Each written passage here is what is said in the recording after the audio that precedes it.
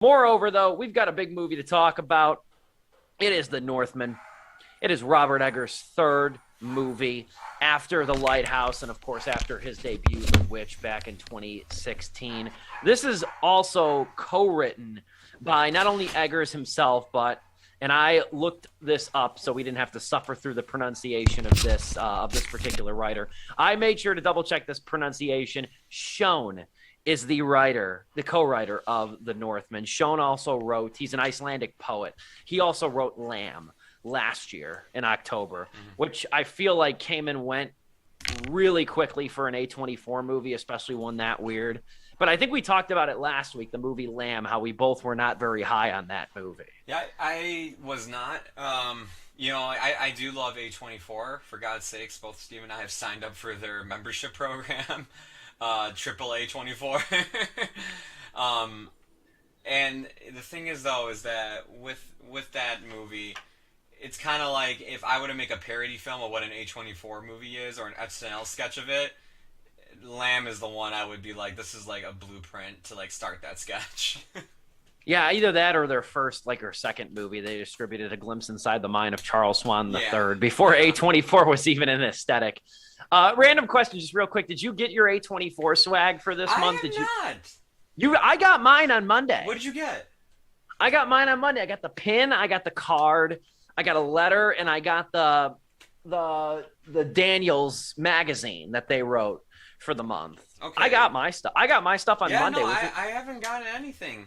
You know what? I haven't gotten that Instagram follow. I haven't gotten that Instagram follow yet. Okay, they don't follow you. What they do is they add you to their best friends list. So that way, if you like tag them in something, they get notified that you're tagging them in something. So they'll share it on their Instagram. I wish I had like a ball cap over here, because that's cap. I thought it was a follow, damn it. Well, speaking of caps, I was like, man, what other free swag do we get? And like they sent me an email. It's like, oh, you can get the A24 hat. I'm like, oh, this hat's pretty cool. Exclusive to members at $35. And I was like, okay. Yeah, this is really probably going to be a membership thing that I keep for a year. Same. Because the way I looked at it was like, if nothing else for this month, it's $5 a month. The magazine alone is probably worth more than that on top of the pin. So I'm like, that's at least a couple dollars over what I pay for it. But the magazine's pretty good. I read a few articles out of it today. Is it like in the style of Everything Everywhere All at Once? Like it has that's the theme of the magazine, or that's the theme of the magazine. Okay, yes, that's cool. The whole thing is like a parody of taxes. There's like a whole page of it kind of almost reminds me of highlights for kids in a way, because there's like a whole page of weird tax laws throughout the country. Okay, cool. So I was sitting on my deck today for a couple hours before the show that I was reading that. That's hey, look, if the magazine's cool, I'll keep that. Like, it'll give me something to read every now and then. I think we get 4 of them a year. I think that's what the triple. I think you pronounce it AAA24. I think that's how you say it, AAA24 membership. Yeah. Anyway, we're very important, very pretentious over here. The Northman, written by Robert Eggers and Sean. Sean, the writer of Lamb, the movie last year. He's an Icelandic poet. And again, this is Robert Eggers' third feature. This is his first mainstream work, I guess you could say. This is his first work that's made with such a sizable budget. There's no clear-cut consensus on how much this thing cost to make, but it's between $70 and $90 million, which is quite a lot. Yeah. For a guy whose last movie was a letterboxed, black and white, barely... And I love that, and I really like The Lighthouse, just FYI. Barely intelligible work of German expressionism. So that's a lot of money to dole out to a director whose last 2 movies were... The Witch was very successful because it was marketed more like a weird horror movie, I think. And then you had The Lighthouse, which was more niche, despite Robert Pattinson starring. It was more niche, and Steve and I went, ooh, that looks good. That one impressed me a lot. Yeah, same. But having said all that, The Northman feels like a natural progression for Robert Eggers. Mm-hmm. It feels like a real natural progression for him as a filmmaker, as a writer, mainly because, too, you have The Witch, which was like a supernatural folk tale. You have The Lighthouse, which was kind of a take on Greek mythology and German expressionism, as I mentioned, in look and style. And now you have Robert Eggers, who's still kind of captured by like the weird folkloric undertones of a Viking tale this time. But now he's got a bigger budget, he's got a much bigger cast, and he's ultimately got a much bigger landscape and more ground to cover with this movie. That's kind of the first impression I'll make of it, too. This thing is bloody. This thing is muddy. This thing is gruesome in some moments. This thing is sad in some moments. And this thing is an adrenaline rush in some moments. It's 2 hours and 20 minutes. And it really feels like an all-encompassing tale, like a saga in one movie. Yeah, I dug a lot of this movie, and I didn't know truly what to expect of it. I've warmed up more to period dramas and period movies than I have in the past, and I kind of partly credit that to thinking back now. I credit that a little bit to The Last Duel as well when watching that. I've never been super into period dramas. I'm probably the only person that isn't very much a big fan of Gladiator, which is kind of what this movie is like in some ways, The Northman. I'm not a big fan of a lot of these like period swords and sandals type movies, but I dug this one. I dug this one quite a bit. You're more of an axe and boots kind of guy.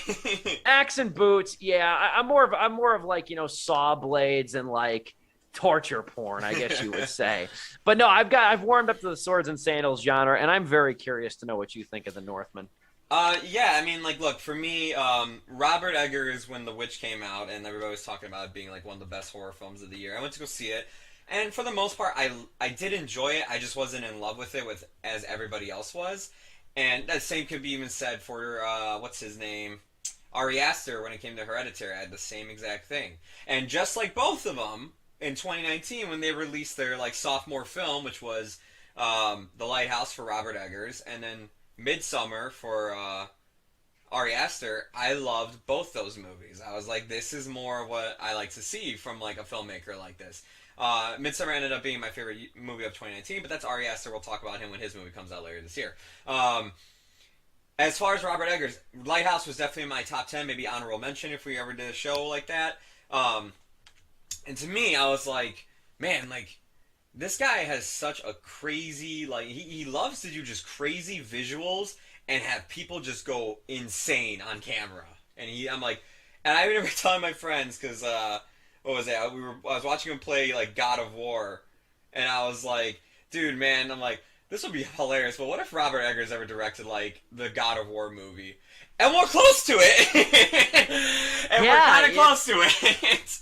I played the original of that game, and I never even made that connection. This is kind of like, if Eggers went really mainstream and made like a God of War adaptation. Especially the 2018 one, since that is the Norse mythology one.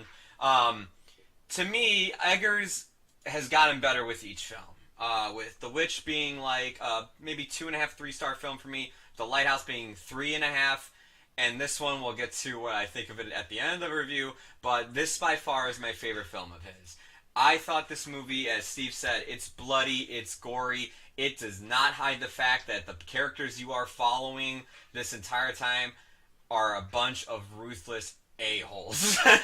Vikings were a-holes throughout history, they were cruel, they were mean, and they had this weird code that this film I think does it shows it very well, that like 1 minute you can be a raider, the next minute you can be a slave, you could be part of royalty, the next minute it's gone because Vikings just had no code. They just did whatever they wanted to do. We're gonna take over that village. Okay, we're gonna overthrow a king. Okay. It's just like, you get a bunch of them just hyped up on something, they'll storm the damn capital with you and cause an insurrection if they wanted. The Vikings, like, they're just savage people, man. They're crazy. Their mythology is as crazy as they are. Their mythology is pretty cool. And Robert Eggers just takes advantage of both of that. This movie just visually is, as Steve said, it's an adrenaline rush of action, and it is visually insane and beautiful to look at times. There are some really cool visuals in terms of like soothsayers appearing to him at night, visions that he has of him and his father, the family heritage tree when it comes to like Norse mythology and everything of how that looks.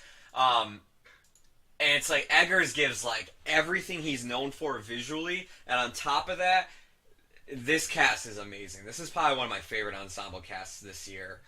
You have Nicole Kidman, you have Ethan Hawke, Anya Taylor-Joy, somebody that I loved from the recent Dracula show that came out. I just got to get his name correct here. Hold on a second. Oh god, I just skipped the IMDb page. Klaus Bang.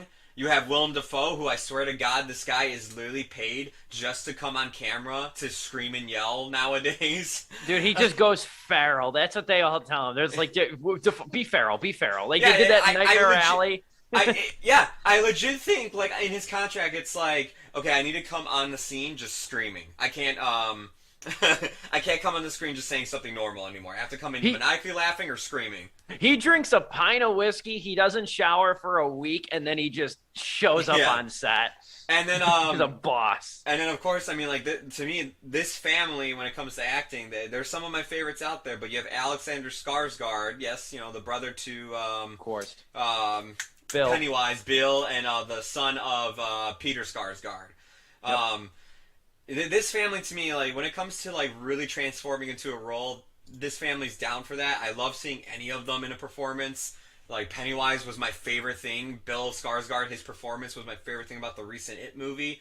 And right here, man, I mean, to me, this is my favorite performance of Alexander Skarsgård. Like, I mean, yeah, he transformed himself into a Viking, both physically and just like mentally. Like the entire time when you see and look at him, he just looks like he has like just no compass in life. He doesn't know what he wants to do. He just wants to raid until he gets a vision from like a seer, telling him like, hey, this is what you need to do and this is how you're gonna do it. And he's like, okay, that's my path. That's what I'm gonna do in life. It is a revenge story that is, it's a Viking revenge story that's as brutal as like as Viking history is. If you know anything about them, they will kill kids, they will burn kids alive, they will do anything, man. They don't care. And this movie does not hide any of that. And as like, you know, as much as that might turn people off, man, this to me was one of the most amazing movies I've seen with a budget like this. It was like, wow, we typically don't get something like this nowadays. And when we do, it's a bit of a smaller budget, but like to have a budget this big, it was like, damn, like this is great to see. Because, you know, for the people who are out there saying like, man, they just don't make movies like they used to, or, you know, it's just like Hollywood doesn't want to take chances anymore. They do, you just don't go see the movies when they do it. Like, and this is one of them. Like, I'm not saying people didn't go see this, but like, it's not like, you know, for the people who are constantly saying that, man, there's nothing original out there anymore, no original vision, it's always the comic book movies.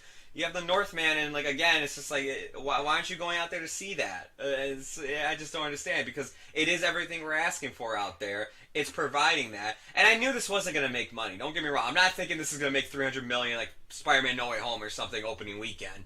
Like, I'm glad it's making money regardless. I'm glad people are going to see it regardless and where it's at. And like, it's just at the end of the day, the thing I'm just glad for is that we are getting a movie like this made. And that studios are willing to be like, hey, yeah, like we'll make our comic book or our big budget animated flick, whatever, for the summer for kids to go see, and then we'll give like the artists their like, you know, blank canvas to do whatever the hell they want. That's what this is. This is gonna probably be like a one for you, one for me type of movie. Absolutely, for you know, for Robert Eggers. And the thing that's on his side too, I don't want to talk, you know, too much externally about it, but like I think the one thing that's also on his side too is that this movie is probably gonna, I would say, approach the break-even point. I don't know if it's gonna break even, because right now, so far, let's meet in the middle and say this thing cost $80 million.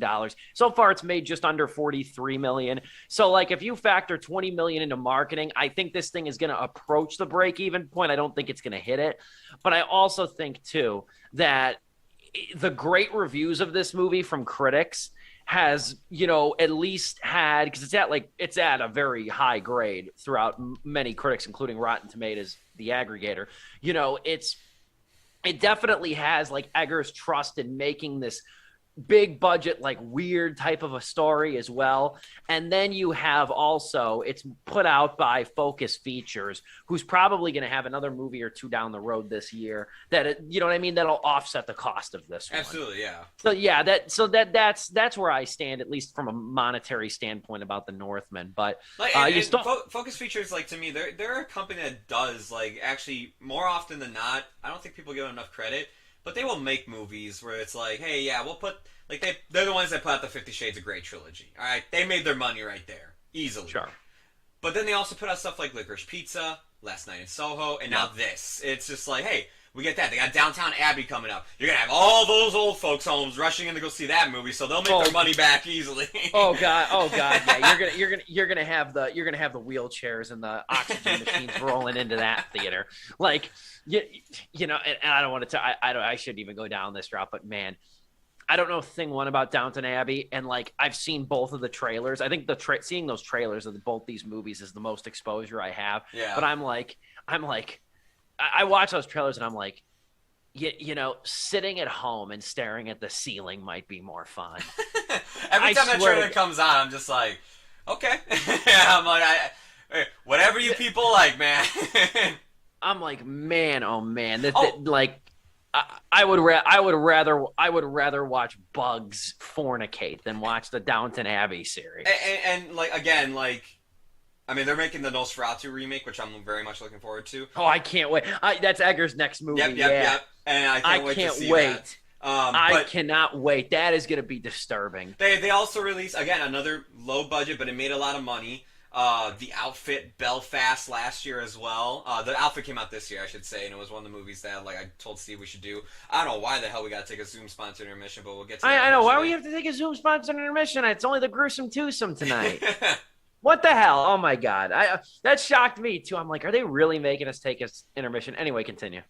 Yeah, no, I mean, like they constantly they're to me a studio where it's like everybody's talking about like, man, why don't we get like there's somebody that puts stuff out there that I feel like no one's giving them enough credit because like yeah they'll do their big budget stuff like the Downtown Abbey movies and it's just like that's how they make back their money while keeping I'll even say while keeping like that integrity of like we're doing it for the art because like you know it's not like Downtown Abbey's really attracting all audiences.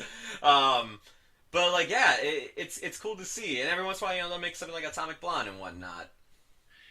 Yeah, they're good about that. And then really zeroing in on the Northman, too. This story, too, it kind of pulls from, I think, two different source materials or looks to inspiration. I mean, one, I don't think you have to – this wasn't intentional. I don't think. I mean, it isn't because this is a true, like a legend in so many ways of Amleth, though. But like the story is very similar to Shakespeare's Hamlet. I was gonna say, yeah, it's very much a Hamlet, like very much Hamlet story type of thing. It's a lot of Hamlet and it's a lot of Gladiator. Yep. And those are the two big sources of inspiration for it. I honestly like it better than Gladiator, but that's just me. Same. I found it much more entertaining. I like it because again. It doesn't hide the fact that, like, hey, yeah, in history, these people were awful. And the people, like, you know, it's not hiding the fact that his main character in this movie, Amleth, is not a good human being. You're, like, you know, you're just here to see his story play out and to see how it goes. And, man, like, everybody in this movie is, like, they got something to say. Like, even Nicole Kidman, she has a scene that I would not ruin, but by the end of that scene, I went, all right, damn, like sure. Yeah. The woman from the AMC promo, she did okay. Yeah, she has a juicy role in this movie, and does. Like her scene where she shows her real side made me go, shit, okay. You know, I'm like, damn, like going unhinged feels good in a place like this. I was gonna say, yeah. But yeah, like that's the other thing about this movie too that I really like is the movie doesn't try to lionize Amleth in any way, like make what he's doing noble because he's called out at like 2 or 3 distinct points. Absolutely, for what he's doing, yeah. Trying to avenge his father's death, his father played by Ethan Hawke, which is what he commits his life to from a young age. And it doesn't try to lionize that as anything more noble. And in like a lesser director's hands, or even I would say 10 years ago, 10, 15 years ago, that would have been the crux of this movie. Whereas Eggers and Schoen, they don't go down that route. Yep. They make this movie like they show that like violence begets violence. It's an ugly lifestyle. But they also show too, they don't try to like interject modern sensibilities onto the movie, but they just show that like, this was awful. This was an awful time to be alive. The complete opposite of the complete opposite of the popular album from a few years ago. Well, you have his brother who like, once not his brother, his uncle who once like, years go by and Amleth has grown up and he's starting to do his revenge and try to take out him before he can start his own village and kingdom. He's like teaching his son how to like make a fence, do all these like hand work and everything. And his son's just like, we're royalty. Why are we learning to do this? And he's like, son, at any moment, literally like people could come and we could become slaves. For sure. So there's that aspect to it. There's also just I think one of the more common points of comparison, and I think it's just an inevitability because we're within a year of both. A lot of people I've seen are comparing this to David Lowery's The Green Knight, which I know you haven't seen. But Lowery was just as interested in like sort of deconstructing the myth making around King Arthur as he was in sort of offering like a cerebral, almost hallucinogenic interpretation of the story, where Eggers' movie is much more accessible on the surface, which is a positive and negative thing, which we can go into the negatives after the intermission, at least a couple that I have. But I think ultimately, though, there's a real careful sense of world building here in the different chapters of this movie. Yes. Which and surface might be a bad word to say because it suggests that it doesn't have anything deeper. But unlike The Green Knight, which kind of made you like almost like free falling through like certain different time periods and what's this happening, is what's even happening even real, versus this movie. You know where you're at, and you really feel like you're where you're at because the writers take so much time to build this world up. Yeah, they right out the gate they show you that this is a fantasy world. Like, this is like taking place on a world and everything, but there's a lot more fantasy involved here than you would think going into it.